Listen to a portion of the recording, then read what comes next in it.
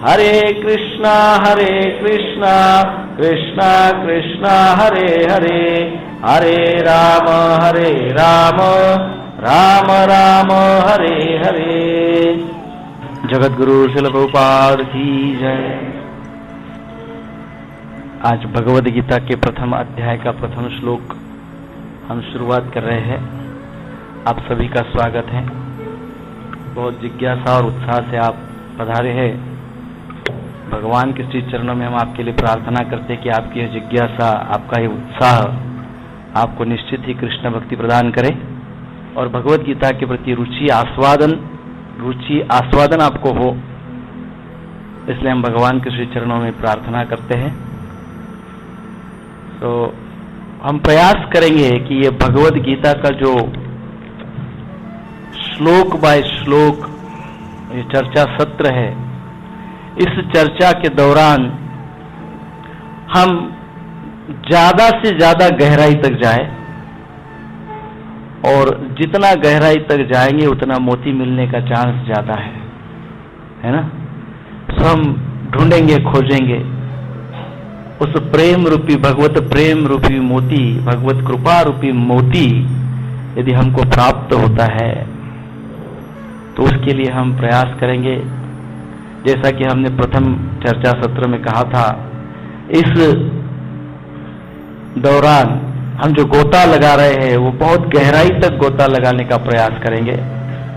ये गोता लगाते वक्त भगवद गीता रूपी समुद्र में हम डूब भी गए तो भी हमारा तो कल्याण ही है ना। सो हम प्रयास करेंगे आज से डुबकी लगाने का, गहराई तक डुबकी लगाने का प्रयास करेंगे। प्रथम अध्याय 1 है कुरुक्षेत्र के युद्ध स्थल में सैन्य निरीक्षण। और इस अध्याय का जो नाम है इसके ऊपर पहले चर्चा हो चुकी है ना। अर्जुन विषाद योग भी इसको कहते हैं। इसकी चर्चा हमने पहले की है। सो प्रथम श्लोक, धृतराष्ट्र उवाच धर्मक्षेत्रे कुरुक्षेत्रे समवेतायुयुत्सव मामका पांडवाश्चैव किमकुर्वत संजय। अनुवाद और तात्पर्य श्रील प्रभुपाद जी के द्वारा। धृतराष्ट्र ने कहा, हे संजय, धर्मभूमि कुरुक्षेत्र में युद्ध की इच्छा से एकत्र हुए मेरे तथा पांडु के पुत्रों ने क्या किया। तात्पर्य श्रील प्रभुपाद जी के द्वारा। श्रील प्रभुपाद की जय।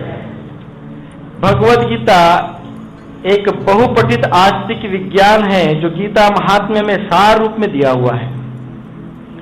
इसमें यह उल्लेख है कि मनुष्य को चाहिए कि वो श्री कृष्ण के भक्त की सहायता से संवीक्षण करते हुए भगवद गीता का अध्ययन करे और स्वार्थ प्रेरित व्याख्याओं के बिना उसे समझने का प्रयास करे। भगवद गीता को कैसे समझना है? स्वार्थ से प्रेरित होकर नहीं समझना है, या पहले ही भगवद गीता के विषय में कुछ आइडिया बना के भगवद गीता को नहीं समझना है। इसको जीरो करना है। जो मस्तक में अभी मन में, बुद्धि में जो भी कुछ भगवद गीता के विषय में कल्पना की होगी, उन सारी कल्पनाओं को निकाल के फेंकना है, फिर समझना है भगवद गीता को, है ना। Pre conceived notions, pre conceived idea से भगवद गीता को नहीं समझा जा सकता।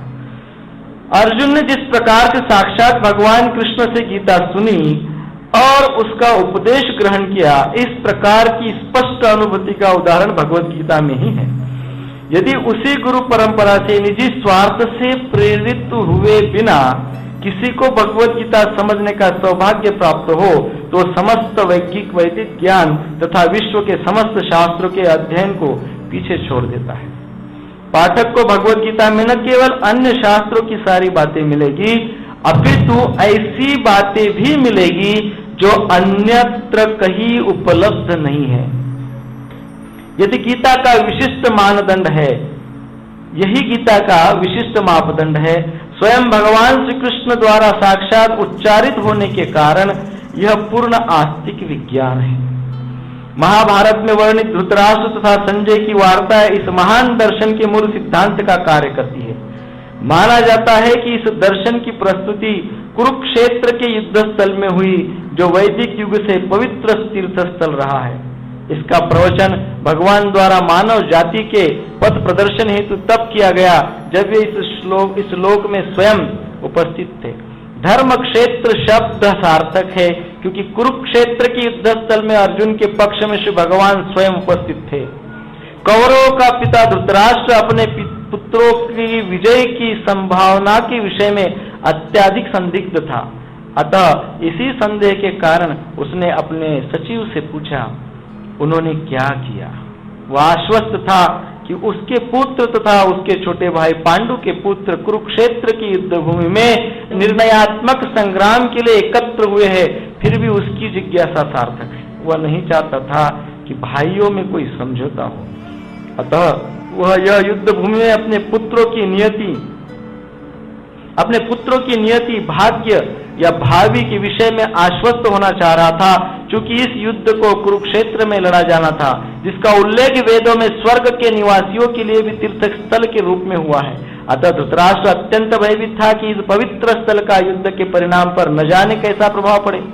उसे भलीभांति ज्ञात था कि इसका प्रभाव अर्जुन तथा पांडु के पुत्रों पर अत्यंत अनुकूल पड़ेगा, क्योंकि स्वभाव से वे सभी पुण्यात्मा थे। संजय श्री व्यास का शिष्य था, अतः उनकी कृपा से संजय धृतराष्ट्र के कक्ष में बैठे बैठे कुरुक्षेत्र की युद्ध स्थल का दर्शन कर सकता था। इसलिए धृतराष्ट्र ने उससे युद्ध स्थल की स्थिति के विषय में पूछा।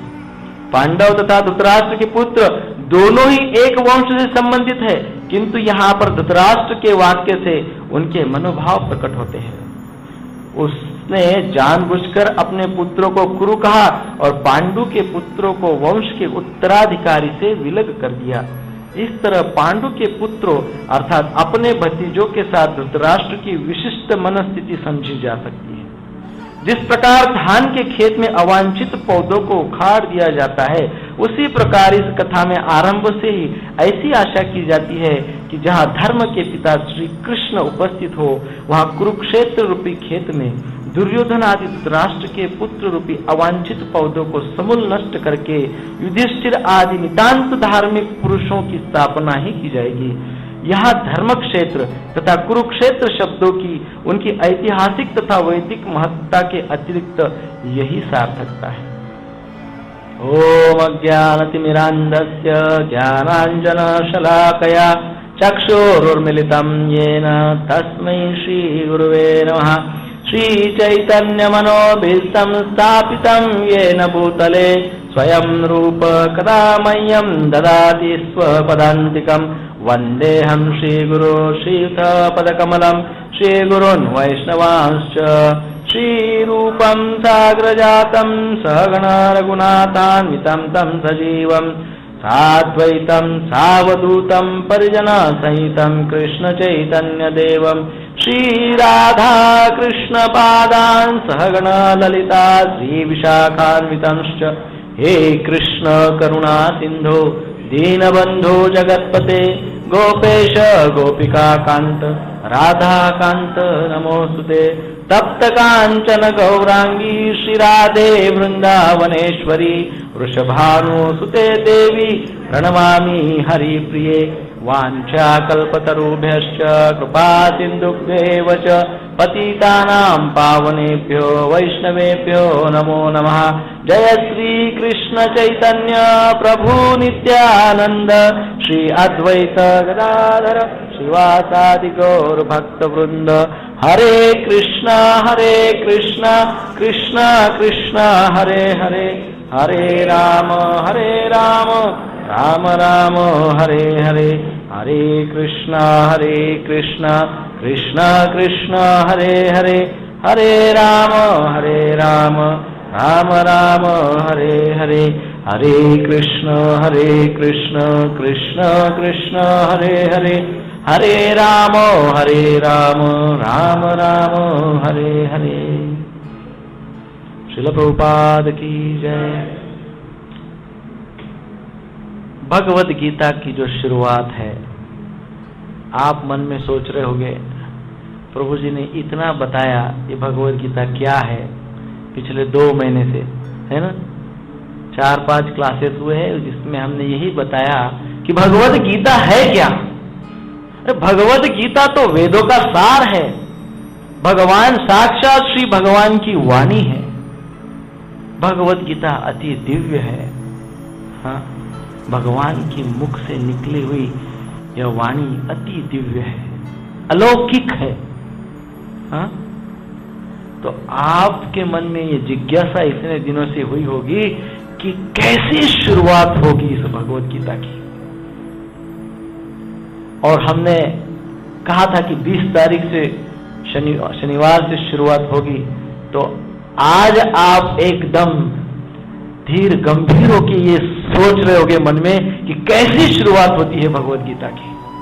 हाँ? और जब आपने सुना, क्या सुना?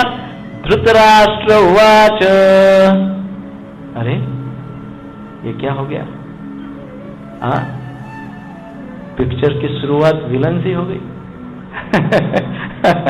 एंट्री विलन से शुरुआत हो गई। कैसे हो गया? धृतराष्ट्र उवाच, भगवत गीता की शुरुआत धृतराष्ट्र से। हाँ, आपके मन में तो ये भाव होगा कि कोई बहुत सुंदर शुरुआत होगी। हाँ, इसलिए कई लोग तो ये कहते, जैसे कि हमने पहले कहा कि भगवत गीता की वास्तविक शुरुआत तो पहले अध्याय से होती ही नहीं है, वो कहते दूसरे अध्याय से होती है। अशोचान्वशोचस्तम, है ना? भगवान श्री कृष्ण ने जहां से कहा है वहां से भगवत गीता की शुरुआत होती है, ऐसे कुछ लोग समझते हैं, परंतु ऐसे नहीं है। भगवत गीता की शुरुआत प्रथम अध्याय से ही होती है। इस बात की चर्चा हमने पहले अध्याय के टाइटल की चर्चा करते वक्त कहा था कि क्यों पहले अध्याय से होती है। तो प्रश्न यह आना चाहिए कि धृतराष्ट्र से भगवत गीता की शुरुआत क्यों हुई? क्यों भगवान कृष्ण से नहीं हुई? हम तो ऐसे ही समझते हैं। कोई बता सकते हैं? धृतराष्ट्र में ऐसी कौन सी विशेषता थी कि उनका श्लोक पहले ला दिया? बैकग्राउंड, तो बैकग्राउंड तो दूसरा भी कोई ले सकते थे, नहीं? है ना?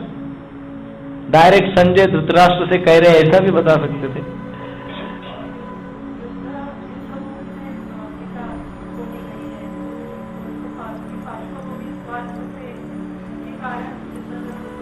भगवत गीता की शुरुआत हुई इसलिए क्योंकि उसका मूल क्या है? स्वार्थ है। इसलिए धृतराष्ट्र उवाच। और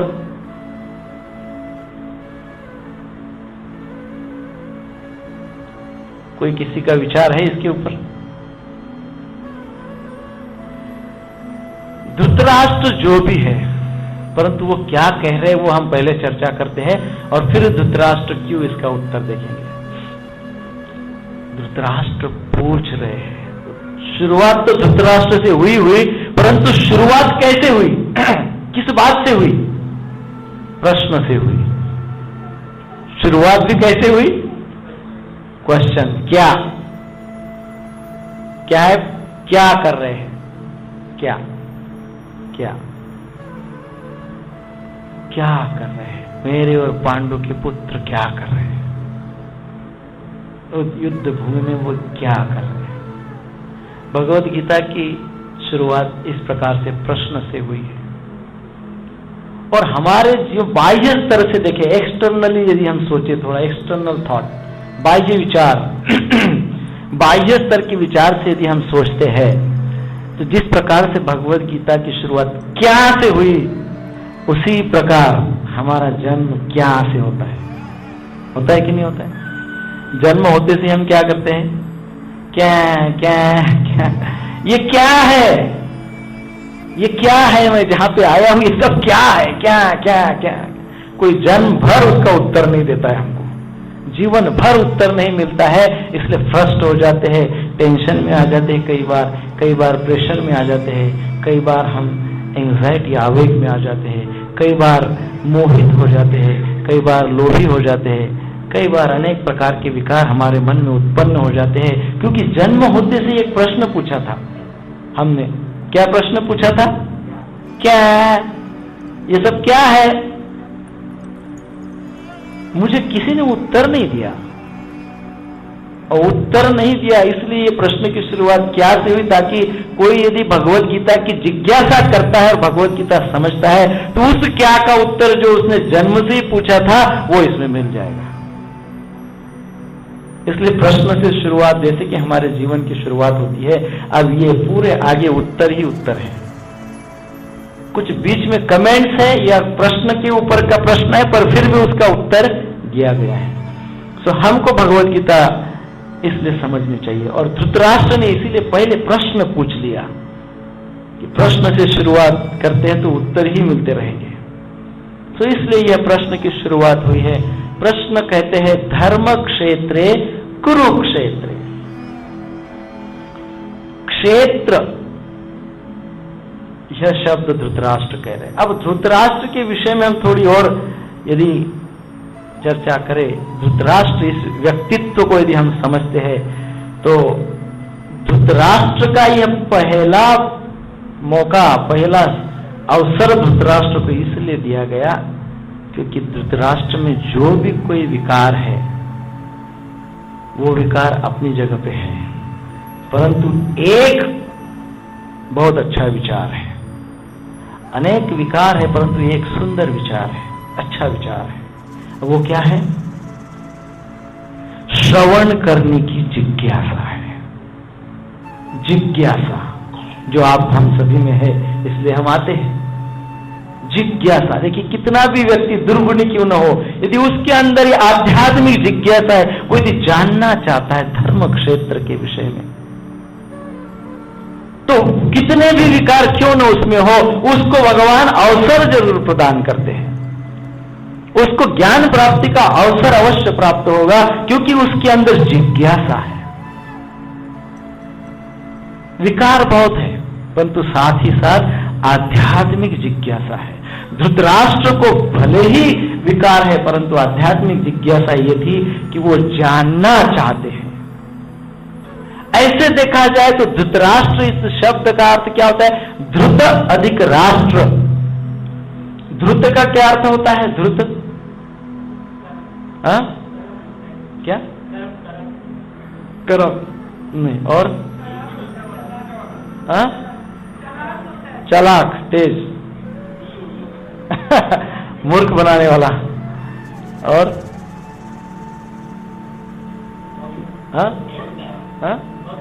मग्न, एकाग्र, ध्रुव, ध्रुवानितिर्मम तिर्मम।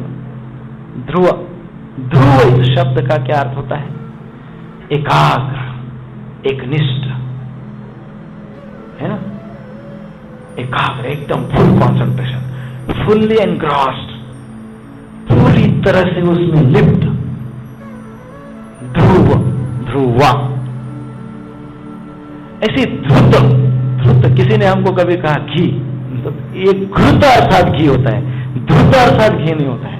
धृत अर्थात एकाग्र, आसक्त, एनग्रॉस्ड, पूरी तरह से लिप्त।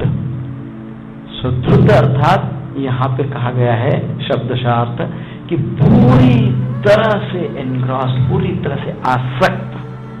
किसमें? राष्ट्र में। ऐसा व्यक्ति जो पूरी तरह से राष्ट्र के प्रति अर्थात सिंहासन के प्रति लालायित है, आसक्त है ना? वही चाहता है, सिंहासन ही चाहता है ना? सो धृतराष्ट्र ऐसा व्यक्ति जो राष्ट्र के प्रति, सिंहासन के प्रति, राष्ट्र के प्रति आसक्त है। ऐसे सोचे, थोड़ा विचार यदि करते हैं तो हम सब धृतराष्ट्र हैं। सोचिए थोड़ा, हम सब धृतराष्ट्र हैं। धृतराष्ट्र दास। धृतराष्ट्र फिर भी भगवान के सानिध्य में थे। हमारी उतनी योग्यता नहीं है कि हम धृतराष्ट्र बने, हम धृतराष्ट्र दास हैं। हम सभी उस धृतराष्ट्र को हम सोचते वो धृतराष्ट्र, पर हम जो धृतराष्ट्र है दास, धृतराष्ट्र दास। क्योंकि धृतराष्ट्र उसको राष्ट्र सिंहासन राजगद्दी से प्रेम था, आसक्ति थी। हमारा राष्ट्र कौन सा है? हमारा राष्ट्र ये शरीर है। राष्ट्र अर्थात क्षेत्र। हमारा क्षेत्र क्या है? शरीर है कि नहीं है? ये शरीर के प्रति हम आसक्त है कि नहीं है? और ये शरीर से जो दूसरे शरीर संबंधित है उन सारे शरीरों के प्रति आसक्त है कि नहीं है, और उन शरीरों के जो विषय है उनके प्रति आसक्त है कि नहीं है, और वो विषयों को जहां समाधान, शांति, संतुष्टि मिलती है उन सारे सारे सारे घटकों के प्रति और प्रकृति के प्रति आकर्षित है कि नहीं है, आसक्त है कि नहीं है, कि नहीं है। तो हम क्या धृतराष्ट्र से कम है क्या? हम तो धृतराष्ट्र से ज्यादा हो गए हैं।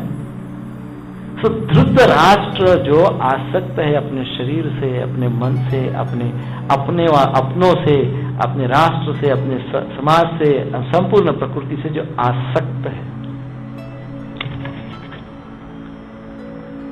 इस प्रकार से जो आसक्त है वो है धृतराष्ट्र। अब ऐसे धृतराष्ट्र क्या कहते हैं? धर्म क्षेत्रे कुरुक्षेत्रे। बहुत सुंदर बात कहते हैं वो, इसलिए हम हमारी उनकी कोई तुलना नहीं हो सकती। धर्म क्षेत्रे, जिस खेत में गेहूं बोते हैं उसको क्या कहते हैं? गेहूं की खेती, ऐसे कहते हैं गेहूं की खेती। जिसमें चावल बोते हैं उसको क्या कहते हैं? चावल की खेती। यानी ऐसी खेती जहां चावल उगते हैं, ऐसी खेती जहां गेहूं उगते हैं।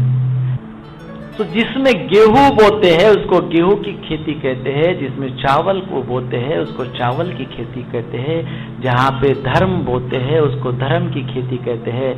और इसलिए खेती इस शब्द का संस्कृत शब्द है क्षेत्र। सो जिस क्षेत्र में गेहूं बोया जाता है उसको गेहूं क्षेत्र कहते हैं, जिस क्षेत्र में चावल बोया जाता है उसको चावल क्षेत्र कहते हैं, जिस क्षेत्र में धर्म बोया जाता है उसको धर्म क्षेत्र कहते हैं। धर्म बोया जाता है अर्थात धर्म उगता है। जिस क्षेत्र में धर्म उगता है उसको धर्म क्षेत्र कहते हैं।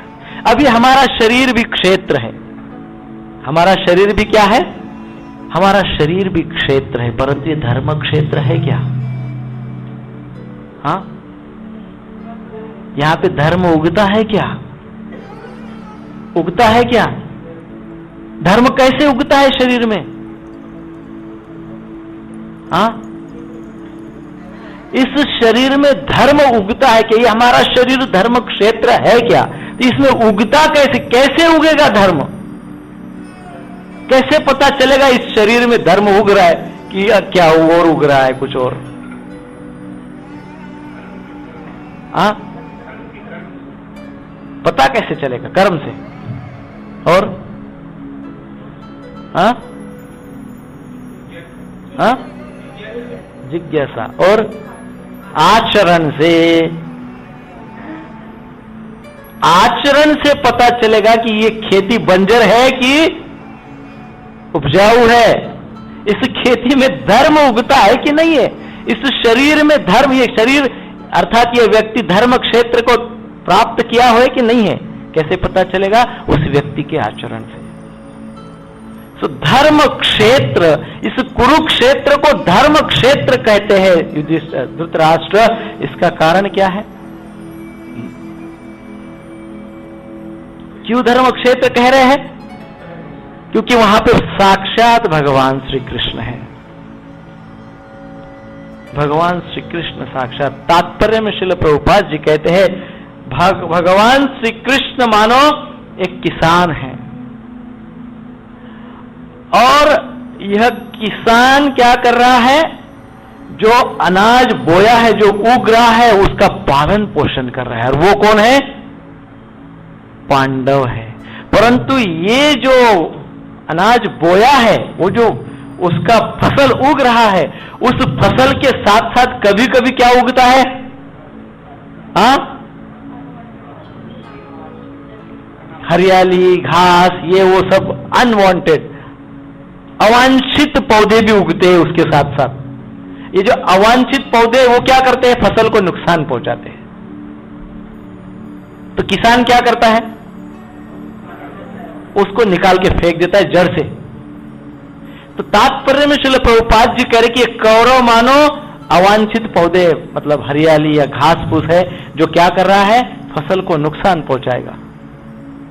अर्थात कौरव क्या है, जो दुर्योधन के नेतृत्व में युद्ध के लिए ललकार रहे हैं, आवाहन कर रहे हैं, वो कौन है, वो घास है, अवांछित घास है, अवांछित पौधे हैं जो फसल को नुकसान पहुंचाएंगे। और कृष्ण क्या है, एक किसान है, वो क्या करेंगे, इन अवांछित पौधों को दूर करेंगे। तो इसको धर्म क्षेत्र इसलिए कहा गया है क्योंकि यहां पे साक्षात भगवान विराजमान है। और दूसरा अर्थ इसलिए धर्म क्षेत्र कहा गया है कि इस क्षेत्र में धर्म की विजय होने वाली है, इसलिए धर्म क्षेत्र है। इस कुरुक्षेत्र को इसलिए धर्म क्षेत्र कहते हैं। यहां धर्म ही उगता है। एवं यहां पे यदि हम जाके केवल दर्शन मात्र करके आते हैं तो हम सारे अधर्मों का, हमारे अंदर के अधर्म का नाश कर देते हैं और धर्म को जागृत करते हैं। इस शरीर को भी क्षेत्र, धर्म क्षेत्र इसलिए कहा जाता है कि इस शरीर में भी भगवान है कि नहीं है ना? कौन से रूप में है? परमात्मा रूप में इस शरीर में भगवान विराजमान है। इसलिए इस शरीर भी क्या है, धर्म क्षेत्र है। परंतु धर्म क्षेत्र में कभी कभी कौरव आ जाते हैं, अधर्मी लोग आ जाते हैं। भले ही धर्म क्षेत्र है परंतु कभी कभी क्या हो जाता है, कौन आ जाता है? हाँ, हिरण्यकश्यपु, कंस, ये बड़े बड़े महाराक्षस आकर अधर्म के लिए हमको प्रवृत्त करते हैं। क्या करते हैं? अधर्म के लिए हमको, भले ही धर्म क्षेत्र है परंतु हम अधर्म के लिए प्रवृत्त हो जाते, क्योंकि इसमें अधर्मी भी आ जाते हैं। तो हमारा उद्देश्य क्या है? क्या उद्देश्य है हमारा? अर्जुन का उद्देश्य क्या है? युद्ध जीतना है कि नहीं? हमारा भी उद्देश्य क्या होना चाहिए? युद्ध जीतना। हम भी युद्ध तो लड़ ही रहे ना। किसके साथ युद्ध लड़ रहे? हाँ, अपने अंदर कौन कौन है? ये सारे हैं जितने दुर्योधन के पक्ष में है ना, वो सारे हमारे अंदर है। और दुर्योधन के पक्ष में पांडवों से ज्यादा है, सोचिए, वो सब है। तो हमको भगवान श्री कृष्ण से प्रार्थना करनी होगी कि हे भगवान, मेरे अंदर ये सब जो आके इकट्ठा हो चुके हैं, इनके साथ लड़ने के लिए आप मुझे मार्गदर्शन कीजिए, आप मुझे कृपा कीजिए, आप मुझे आश्रय दीजिए। आपने जैसे अर्जुन को आश्रय दिया वैसे मुझे आश्रय दीजिए भगवान। भगवान के आश्रय के बिना तो युद्ध जीत नहीं सकते। अर्जुन जीत सकते थे युद्ध बिना कृष्ण के? नहीं जीत सकते थे।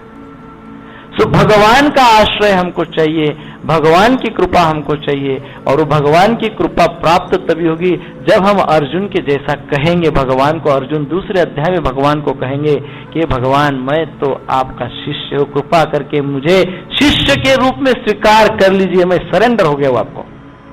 जब हम इस बात से भगवान को समर्पित हो जाएंगे, इस भाव से कि हे भगवान, मैं आपको समर्पित हो गया हूं, मैं आपको सरेंडर करता हूं, आप मुझे बताइए सब कुछ, ये सब धर्म वगैरह क्या है, तब जाके भगवान हमको मार्गदर्शन करेंगे। तो धर्म क्षेत्र, कुरुक्षेत्र, अर्थात ये जो मेरा शरीर है यह भी धर्म क्षेत्र है। और वो जो धर्म क्षेत्र कुरुक्षेत्र साक्षात दिल्ली से 70 किलोमीटर लगभग दूर है, परंतु है। कभी कभी मन में कई बार ऐसे कई संस्थाएं, कई लोग ऐसा बताते हैं। क्या बताते हैं? धर्म क्षेत्र कुरुक्षेत्र ऐसा कुछ है ही नहीं। धर्म क्षेत्र कुरुक्षेत्र तो क्या है, आप स्वयं ही धर्म क्षेत्र कुरुक्षेत्र है। आपके अंदर के अच्छे विचार यानी पांडव, आपके अंदर के बुरे विचार यानी कौरव, और आपका आत्मा यानी कृष्ण। बस हो गया महाभारत। हाँ, ऐसा कभी कभी बताते हैं। तो हमने उनको कहा कि भाई हम आपको टिकट निकाल के देते हैं, दिल्ली से 60 किलोमीटर तो कुरुक्षेत्र है, इतनी बड़ी बात क्या करने का है उसमें? वहां पे जाके देखिए, कुरुक्षेत्र है, धर्म क्षेत्र है, सब कुछ है। इतना संकीर्ण मत बनाइए। इस भगवत गीता को और भगवान के उपदेशों को इतना संकीर्ण मत बनाइए कि बस मैं ही हो गया महाभारत, भगवान भी मैं ही, पांडव भी मैं ही, कौरव भी मैं ही और क्षेत्र भी मैं ही। तो फिर हैरान क्यों है?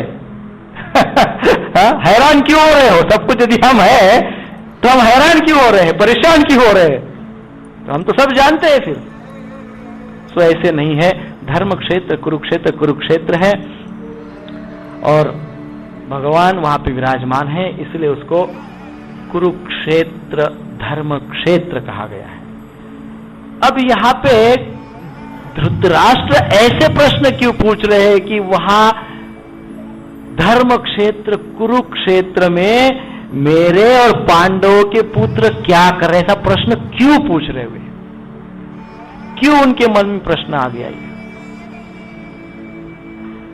एक तो वे अपने पुत्रों से बहुत ज्यादा आसक्त थे, बहुत आसक्त थे। हा? अच्छा, आसक्ति कैसे कैसे पहचान सकते हैं? बहुत हम तो बचपन से सुनते आ रहे हैं, आपने भी सुना होगा क्या आसक्ति ये शब्द? किसने नहीं सुना अभी तक आसक्ति ये शब्द? ऐसी कोई है जिसने कभी अभी तक आसक्ति ये शब्द नहीं सुना? सभी ने सुना है ना? आसक्ति क्या है? और ये भी सुना है, क्या सुना है? आसक्त मत बनो, आसक्ति मत रखो, है कि नहीं? आसक्ति जा नहीं सकती। एक बार ये हो गई कि केवल आ ही सकती है, जा नहीं सकती, उसको कहते हैं आसक्ति। ओनली कीप्स कमिंग, जाती ही नहीं है, इसलिए उसको कहते हैं आसक्ति। आसक्ति के 3 प्रकार है।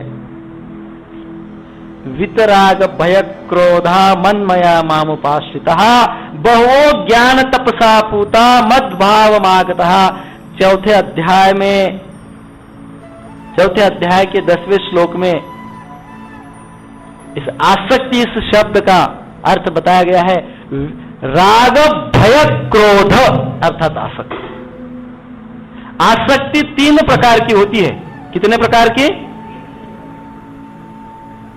राग, भय और क्रोध। राग अर्थात राग और अनुराग। राग किसको कहते हैं? हा? नहीं, अटैच, सेंस एंजॉयमेंट। राग अर्थात ये भौतिक संसार में जो कुछ है उसको एंजॉय करने का भाव, उसको भोगने का भाव। इट्स बट ऑब्वियस, सभी के पास है ना? इस संसार में जो वस्तुएं है, विषय है, उन सबको मैं चाहता हूं और मैं एंजॉय करना चाहता हूं, दैट इज राग। और जो इस संसार के अलावा जो अलौकिक है, लौकिक नहीं अलौकिक है,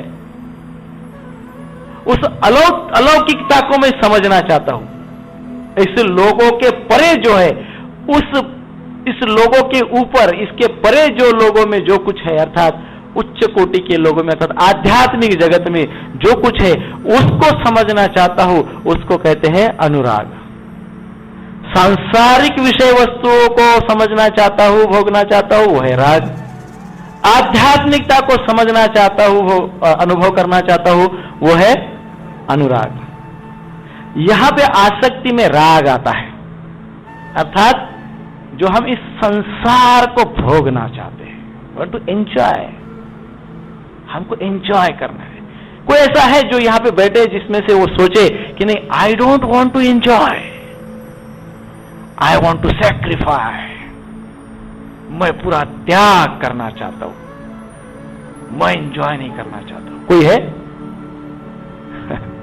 कोई नहीं है। है कि नहीं? सो ये भाव हमारे अंदर है। आपके मन में प्रश्न बहुत आए होंगे इस समय। पहला प्रश्न ये आया होगा कि क्या ये गलत है कि सही है? हमको यदि संसार की एंजॉयमेंट, हम संसार को एंजॉय करना चाहते हैं, क्या ये सही है कि गलत है? इज इट राइट और रॉन्ग? हाँ, सही है, बिल्कुल सही है। यदि संसार नहीं होगा, शरीर नहीं होगा, शरीर नहीं होगा तो भगवान तक कैसे जाएंगे? इस शरीर में ही तो, ये शरीर लॉन्चिंग पैड है कि नहीं? इस शरीर, ये क्या है? लॉन्चिंग पैड है ना, यहां से आप मिसाइल को लॉन्च कर सकते हैं आध्यात्मिक जगत में। तो इस शरीर को लॉन्चिंग पैड समझ सकते हैं, इस शरीर से हम आध्यात्मिक जगत की ओर जा सकते हैं।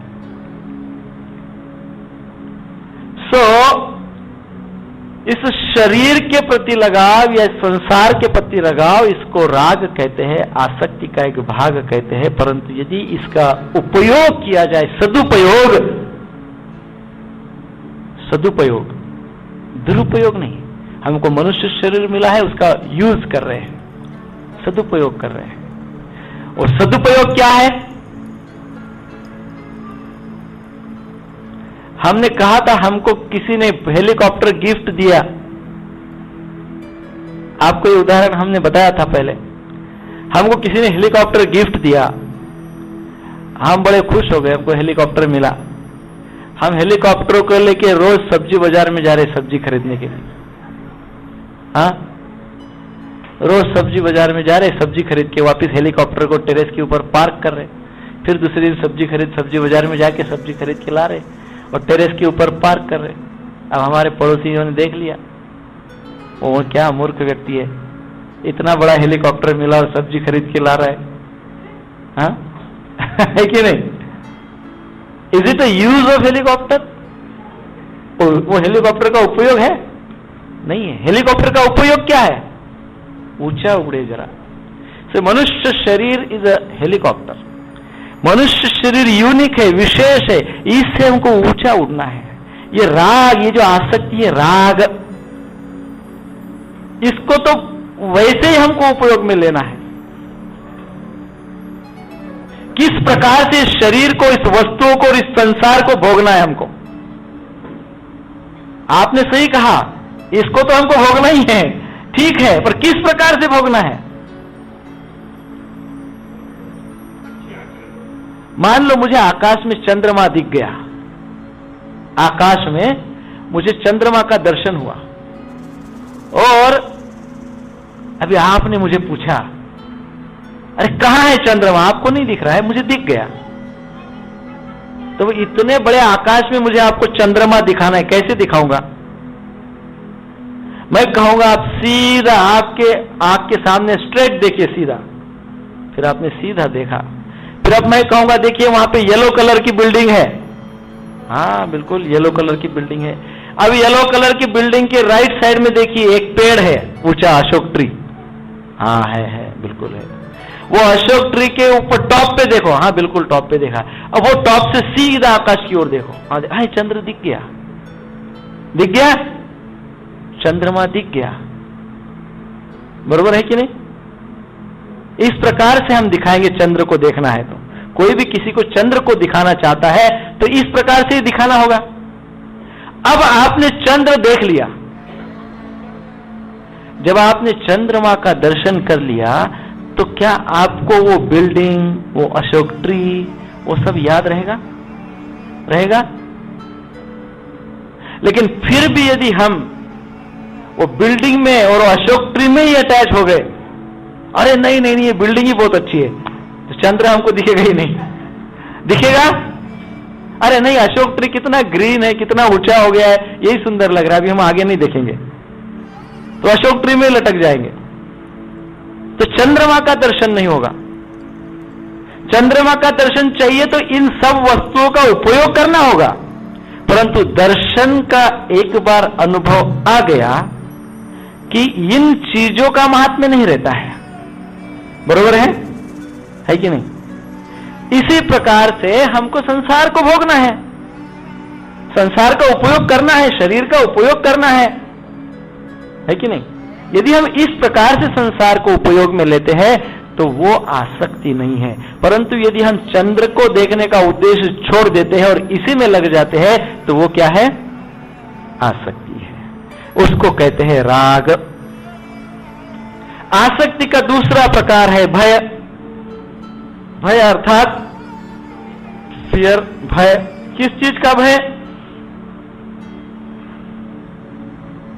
किसका भय है हमको? हमको भय है कि नहीं है, पहले तो ये बताइए। पहला प्रश्न ये है। हाँ? हाँ? क्या खोने का डर है? क्या मिला है? क्या मिला है? धन दौलत। ये तो वैसे भी जाएगा ही ना। ये तो खत्म ही होने वाला है, ये तो मटेरियल है। हाँ? क्या क्या? मृत्यु का भय है ना, मृत्यु का भय। पर मृत्यु तो आने ही वाला है ना, मृत्यु तो आने ही वाला है, भले ही हम भयभीत होए ना होए, मृत्यु आने वाला है। वास्तविक भय क्या है?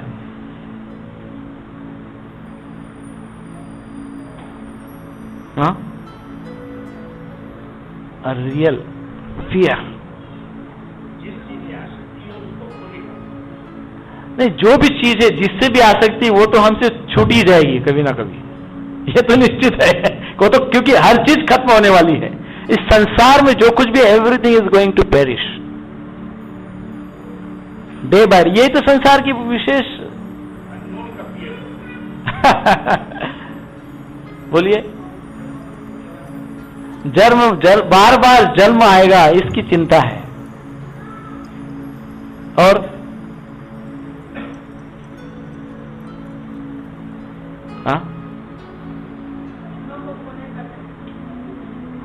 अपनों को खोने का डर है। ठीक है। और शरीर छूट जाने का डर है। पर वो तो जाएगा, छूटेगा, सबका शरीर छूटने वाला है ना। शरीर छूटना है ना, एक प्रकार का प्रमोशन है, आप उससे डरिए मत। क्योंकि शरीर देखिए छोटा होता है, बड़ा होता है, फिर और बड़ा होता है, युवावस्था को प्राप्त, किशोरावस्था से युवावस्था को आता है, युवावस्था से वृद्धावस्था को आता है। जब वृद्धावस्था को आता है तो बहुत सारी समस्याएं लग जाती है उसको, फिर वो शरीर छूट जाता है, फिर बाद में फ्रेश शरीर मिलता है, फ्रेश समस्या वाला शरीर जाके अच्छा न्यू बॉडी मिलती है, न्यू फ्रेश शरीर मिलता है। सो वो कोई समस्या नहीं है। समस्या कौन सी है?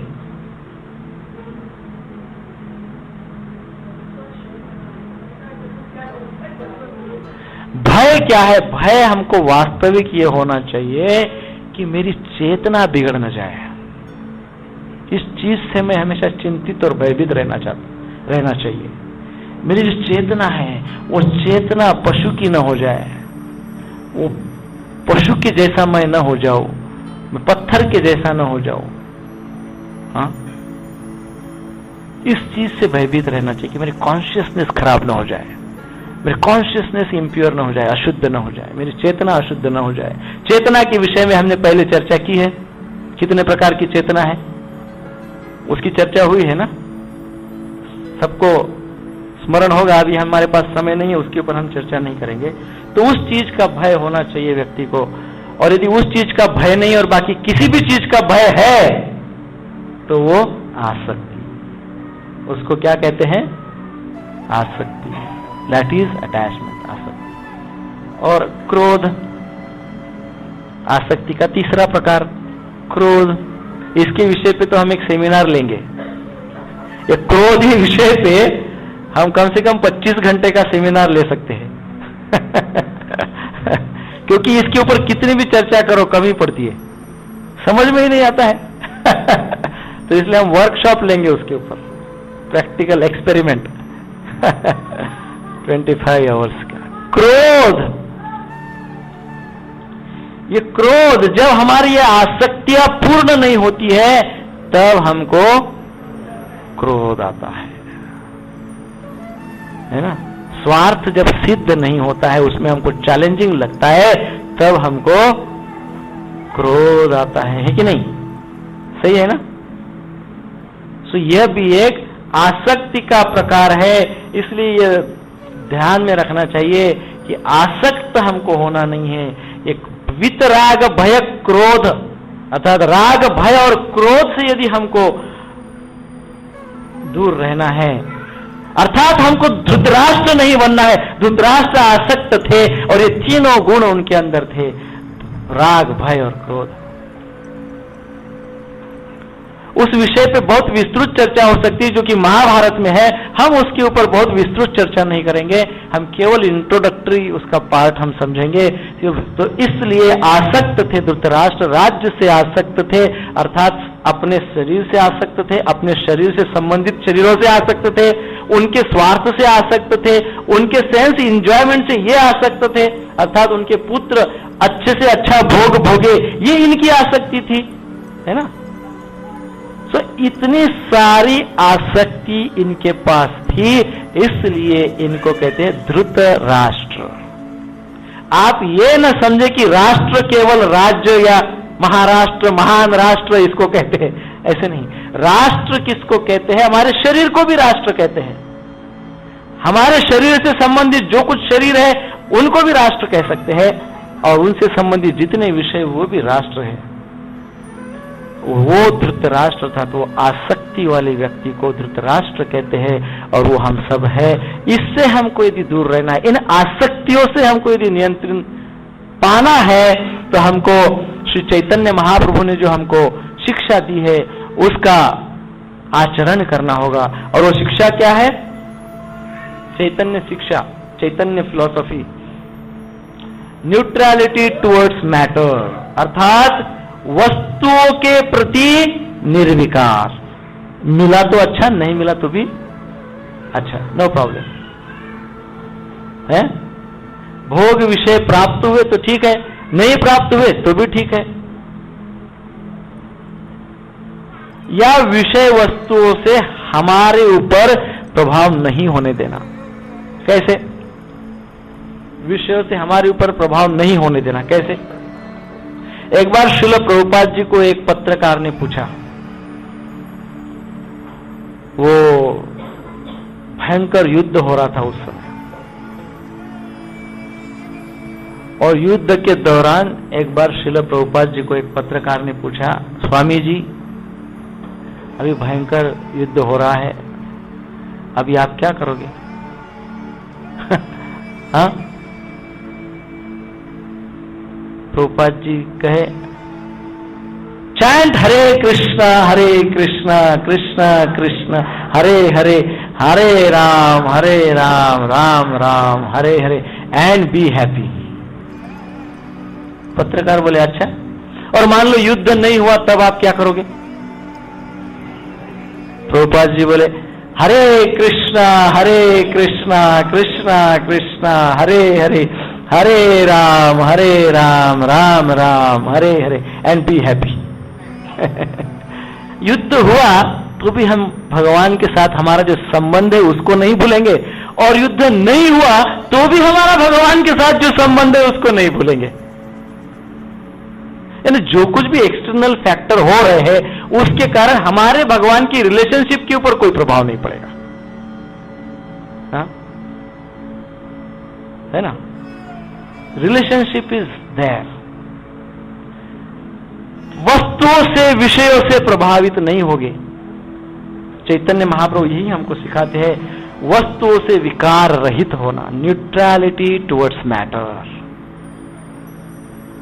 हुआ तो भी हम भगवान के साथ संबंध दूर बनाएंगे, नहीं हुआ, मिला हमको कोई वस्तु चाहिए, भोग भोगना है, कोई वस्तुओं का वस्तुओं के प्रति बहुत सारी आसक्ति लगी है और एक्सपेक्ट कर रही, इच्छाएं रख रहे हैं कि हमको मिल जाए मिल जाए मिल जाए, नहीं मिली तो भी हरे कृष्ण कृष्ण कृष्ण हरे हरे राम राम राम हरे, और मिली तो भी हरे कृष्ण कृष्ण कृष्ण हरे हरे, हरे राम राम राम हरे। यह है भक्त का लक्षण, यह है एक आध्यात्मिक व्यक्ति का लक्षण, यह है एक उच्च कोटि के हाई कॉन्शियसनेस रखने वाले व्यक्ति का लक्षण, high level of life, higher level of life, उच्च कोटि का जीवन जीने वाले व्यक्ति का लक्षण। नहीं तो हम देखते हैं कभी कभी हम किसी को पूछे, बड़ी समस्या है प्रभु जी, क्या हरि नाम लेवे, इतना दुख है इतना दुख है इतना दुख है, आप बोल रहे हरि नाम लो, हरि क्या हरि नाम लेंगे, इतना दुख है, भगवान हमको क्या दे रहे हैं? भगवान ने हमको कुछ नहीं दिया, हम काहे के लिए हरि नाम लो आप बोल रहे हैं? है? हमको भगवान ने कुछ नहीं दिया। तो भगवान ने हमको कुछ नहीं दिया, तब भी हम भगवान को भूल गए। अब किसी एक भक्त, किसी एक व्यक्ति को हम मिले, बड़े अच्छी परिस्थिति, बहुत अच्छी सिचुएशन में है। हमने बोला प्रभु जी हरे नाम लीजिए, हरे कृष्ण महामंत्र का उच्चारण कीजिए, भगवान के साथ अपना कनेक्टिविटी रखिए, नेटवर्क में रहिए, हैं? हरे कृष्ण महामंत्र बोलते जाइए, भगवान के साथ अपना रिलेशनशिप स्ट्रांग बनाइए। तो ये महाशय कहते हैं अभी क्या काम, हमको भगवान ने सब दे दिया, अभी क्या काम? यानी भगवान ने कुछ नहीं दिया तो भी भगवान के साथ संबंध रखने की आवश्यकता नहीं, और भगवान ने सब कुछ दिया तो भी भगवान के साथ कोई संबंध रखने की आवश्यकता नहीं।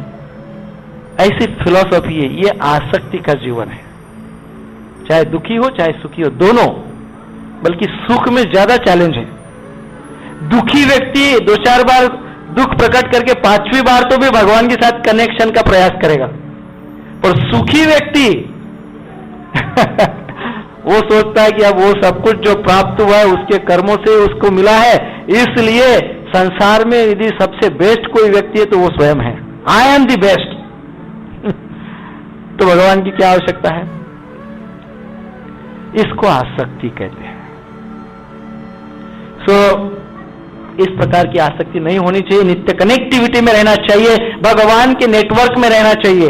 इसलिए हमारा चार्जिंग हमेशा फुल चाहिए। हमारा चार्जिंग डाउन हो गया कि हम नेटवर्क के बाहर हो गए, नेटवर्क के बाहर हो गए कि कनेक्टिविटी लॉस्ट। चार्जिंग फुल केवल महीने में 2 ही बार करना पड़ता है चार्जिंग, बस। पहला सैटरडे और तीसरा Saturday, first Saturday and third Saturday Bhagavad Gita का क्लास, ये चार्जिंग है। ये महीने में 2 बार यदि चार्ज कर लेते हैं तो नेटवर्क में रहेंगे, बैटरी डाउन नहीं होगी, उत्साह रहेगा। और चार्जिंग नहीं करते हैं, बैटरी डाउन हो जाएगी, नेटवर्क में नहीं रहेंगे, तो आसक्ति बढ़ेगी। 2 में से कोई ना कोई एक सिचुएशन में हम हमेशा रहेंगे, या तो सुखी रहेंगे या दुखी रहेंगे, और दोनों सिचुएशन में हम कनेक्टिविटी के बाहर चले जाएंगे, नेटवर्क के बाहर चले जाएंगे, क्योंकि बैटरी डाउन हो चुकी होगी। इसलिए बैटरी डाउन नहीं होने देना है, हमको नित्य सत्संग करना है, भगवान के नाम का जप, भगवान के नाम का स्मरण रोज करना है, भगवान को रोज याद रखना है, भगवान के कनेक्शन में रहना है, तब जाके हम आसक्त नहीं होंगे। धृतराष्ट्र की जैसी हमारी स्थिति नहीं होगी। धृतराष्ट्र को भय है कि ये युद्ध धर्म क्षेत्र में हो रहा है, धर्म क्षेत्र में जो भी कुछ होता है उसमें धर्म का ही विजय होता है। धर्म क्षेत्र में जो भी युद्ध होता है, जो भी कार्यकलाप होता है, यदि मैं धर्म क्षेत्र हूं और मैं जो भी विचार करता हूं, कर्म करता हूं, तो मेरे कर्म में मेरा विजय ही होने वाला है। यह धृतराष्ट्र भी जानता है, इसलिए भयभीत है। इसलिए भयभीत है क्योंकि पांडव जो है वे धर्म का आचरण करते हैं, और इनके पुत्र, धृतराष्ट्र के पुत्र जो अधर्मी है, तो धर्म क्षेत्र में किसका विजय होगा? धर्म का विजय होगा कि अधर्म का विजय होगा? धर्म का विजय होगा। ये धृतराष्ट्र जानते हैं, इसलिए अंदर से भयभीत है। इसलिए संजय को पूछ रहे हैं कि वह मेरे पुत्र और पांडवों के पुत्र में क्या हो रहा है, जरा बताओ, कहीं ऐसा तो नहीं दोनों ने संधि कर लिया हो? यह भी उसके मन में विचार आ गया कि संधि हो गई तो युद्ध नहीं होगा, और युद्ध नहीं होगा तो उनके पांडवों की ओर कृष्ण है, वो कुछ ना कुछ चालबाजी कर लेंगे और राज्य का राजा युधिष्ठिर को ही बना देंगे संधि करके। तो उनको ये भी एक मन में भय सता रहा है कि संधि हो जाएगी तो मेरे पुत्र को राज्य नहीं मिलेगा। और दूसरा भय ये भी है कि यदि युद्ध होता है तो चिंता भी है, क्योंकि जिस क्षेत्र में युद्ध हो रहा है वो धर्म क्षेत्र है, वहां अधर्मियों का तो नाश ही होता है। तो यह चिंता के कारण यह प्रश्न पूछा है धृतराष्ट्र ने कि क्या होने जा रहा है वहां पे, जरा मुझे बताओ, है ना। तो ये आसक्ति अपने पुत्रों के प्रति होने के कारण कई बार कहा जाता है कि हम कहते हैं कि धृतराष्ट्र अंधे थे। ये अंधे जो दिख रहे हैं हमको धृतराष्ट्र, वे अंधे थे, इसका अर्थ क्या है? वे आध्यात्मिक दृष्टि से अंधे थे, उनको ज्ञान चक्षु जो है वो बंद था। आध्यात्मिक दृष्टि से अंधे होने का अर्थ क्या है? आध्यात्मिक दृष्टि से अंधे होने का अर्थ क्या है? आध्यात्मिक दृष्टि से अंधे होने का अर्थ है आसक्त होना, आसक्त होना, है ना? जैसा हमने कहा कि चंद्रमा को देखना है, चंद्रमा को देखने के लिए हमने आपको बहुत सारे ऑब्जेक्ट बताए, लेकिन हम क्या हो गए? वो ऑब्जेक्ट में इन्वॉल्व हो गए, उस चंद्रमा को देखने की दृष्टि ही नहीं मिली है, वो बिल्डिंग में ही मस्त मशगूल हो गए है कि नहीं? उस बिल्डिंग में ही मशगूल हो गए, चंद्रमा को देखने की वो दृष्टि ही नहीं, इच्छा ही नहीं, खत्म हो गई इच्छा। उसको कहते हैं आध्यात्मिक दृष्टि से अंधे होना। तो धृतराष्ट्र क्या थे? वो बिल्डिंग्स और वो वृक्ष अशोक ट्री उसमें इन्वॉल्व हो गया, अर्थात वो अपने पुत्रों में ही ज्यादा से ज्यादा आसक्त रहे। पुत्रों के आगे क्या? पुत्र क्यों प्राप्त हुए? पुत्रों का केंद्र कौन है? पुत्र को जन्म देने वाला कौन है? पुत्र को और उनको ये सिचुएशन में डालने वाला कौन है? और इन सारे सारे सारे संसार का, इस प्रकृति का नियंता कौन है? ये सब चीजों को भूल गए। क्या याद रहा? पेड़ और बिल्डिंग, हाँ, राइट? चंद्रमा को नहीं, पेड़ को, उस वृक्ष को और उस बिल्डिंग को याद कर रहे हैं, उसी में इन्वॉल्व हो गए। सो यदि हम ये नहीं चाहते, अनासक्त रहना चाहते हैं, तो हमको न्यूट्रलिटी टुवर्ड्स मैटर, मैटर के प्रति निर्विकार होना, कंपैशनेट फॉर जीवा, जीव दया, जीवों के प्रति दयाशील होना, और तीसरा लव फॉर गॉड। ये तीन बातें हमारे पास है तो हम धृतराष्ट्र नहीं है, और यदि ये तीन बातें हमारे पास नहीं है तो हम धृतराष्ट्र नहीं है, और यदि ये तीन बातें हमारे पास नहीं है तो हम सब कौन है? कौन है? माता जी, माता जी, प्रभु जी, सब, हम सब धृतराष्ट्र है यदि ये तीन बातें हमारे पास नहीं है। कौन सी तीन बातें? ये एकदम याद कर लीजिए। कौन सा? पहली बात, न्यूट्रलिटी टुवर्ड्स मैटर, अर्थात मिला तो ठीक है, नहीं मिला तो भी ठीक है, हरी इच्छा, मैं अपने कर्म करता रहूंगा। प्रभावित, जैसे प्रभुपाद जी का हमने उदाहरण दिया। न्यूट्रलिटी अर्थात वस्तुओं के प्रति निर्विकार। दूसरा, जीवों के प्रति दया, जीव दया। तीसरा, love for Krishna, love for God. तीन बातें हैं जिनके पास है वे धृतराष्ट्र नहीं है। ये तीन बातें जिनके पास नहीं है वे धृतराष्ट्र है, और जिनके पास ये तीन बातें नहीं है वे धृतराष्ट्र। क्या बनना चाहते हैं हम? धृतराष्ट्र बनना चाहते हैं? बनना चाहते पहले पट्टी बांधनी पड़ेगी धृतराष्ट्र बनना चाहते हैं तो फिर से एक बार कहता हूं, तीन बातें, न्यूट्रलिटी टुवर्ड्स मैटर, विकार, वस्तुओं के प्रति, विषय के प्रति निर्विकार। दूसरी बात, जीव दया, जीवों के प्रति दया भाव। सबसे पहले स्वयं के प्रति दया करना चाहिए, है कि नहीं? हम भी जीव है ना, आत्मा है। रोज आत्मा को भूख लगती कि नहीं लगती? शरीर को लगती तो आत्मा को भी लगती होगी ना। तो आत्मा की भी रोज भूख लगती है, तो आत्मा को क्या खिलाएंगे? कुछ नहीं खिलाएंगे तो फिर जीव दया कैसे होगी? स्वयं की ऊपर दया करनी होगी। आत्मा को क्या खिलाया? आज क्या खिलाया आत्मा को? क्या खिलाया? कुछ खिलाया कि नहीं? कुछ नहीं खिलाया। क्या खिलाया आज आत्मा को?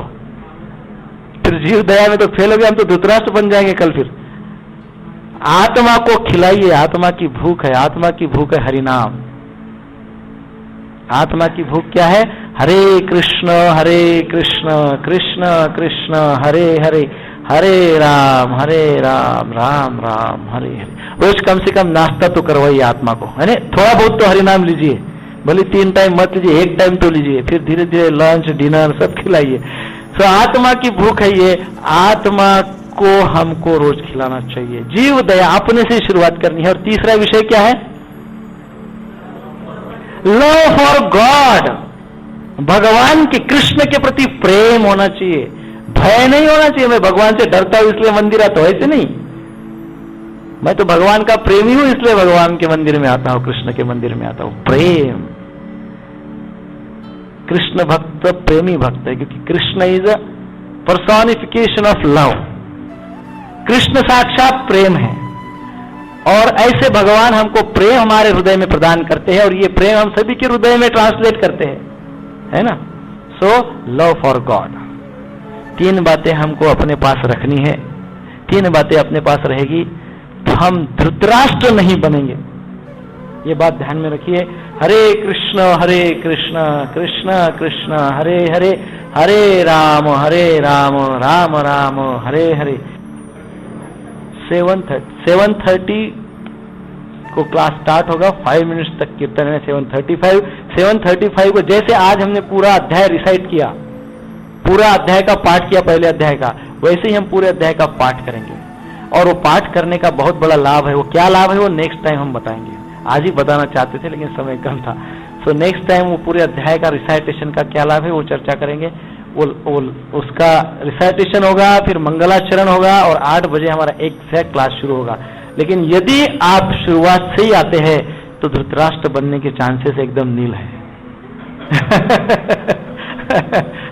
क्योंकि हरिनाम का लाभ लेना चाहिए, कीर्तन का लाभ। कीर्तन, कीर्ति और तन भूल के कीर्तन करना चाहिए। अपने नाम की कीर्ति को भूल जाना चाहिए, अपने तन को भूल जाना चाहिए, और 5 मिनट 10 मिनट कीर्तन करना चाहिए, तो भगवान की कृपा प्राप्त हो जाएगी। हरे कृष्ण कृष्ण कृष्ण हरे हरे, हरे राम राम राम हरे हरे।